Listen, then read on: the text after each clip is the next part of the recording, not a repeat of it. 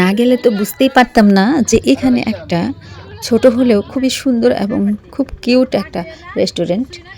তো আমরা অনেক দিন ধরেই বলতেছে আমাদের ম্যাডামরা আমরা একটু শফি কাজীর মোড়ে গিয়ে চা খাবো।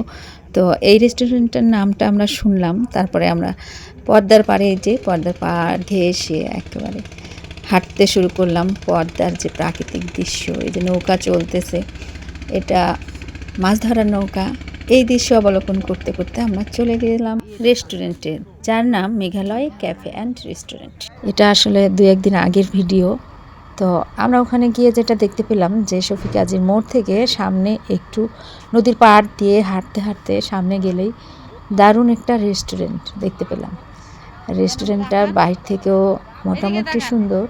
তো এই এলাকায় এরকম একটা রেস্টুরেন্ট হয়েছে এটা আমরা ভাবতে পারিনি, দেখিনি, শুনেছিলাম, তবে বুঝতে পারিনি যে এই রেস্টুরেন্টটা এইখানে এই নদীর পাড়ে। যাই হোক, আমরা চলে আসলাম।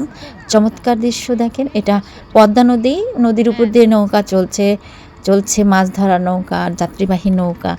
আবার সন্ধ্যার আগ মুহূর্তে পাখিরা নেড়ে চলে যায়, সেই দৃশ্য দেখতে চমৎকার লাগে। একা একা ঘুরতে কার ভালো লাগে?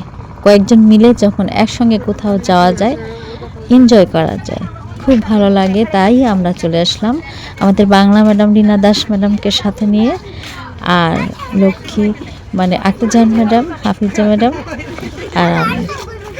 রেস্টুরেন্টটা ছোট হলেও আসলে কিউট আছে, দেখতে চমৎকার। এই যে আমি একটু ঘুরিয়ে ঘুরিয়ে দেখাচ্ছি আপনাদের।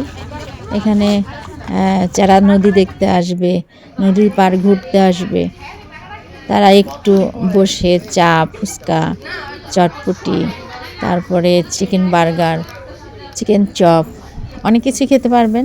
আমরা এখানে দই ফুচকা খেয়েছিলাম, কিন্তু দই ফুচকার সঙ্গে মিষ্টি যে টকটা সেটা বেশি ভালো লাগে। প্রথমে আমাদেরকে যে টকটা সেটাই দিয়েছিল, তো একটুও ভালো লাগেনি। আপনারা মিষ্টি যে টকটা সেটা নেবেন দই ফুচকার সঙ্গে।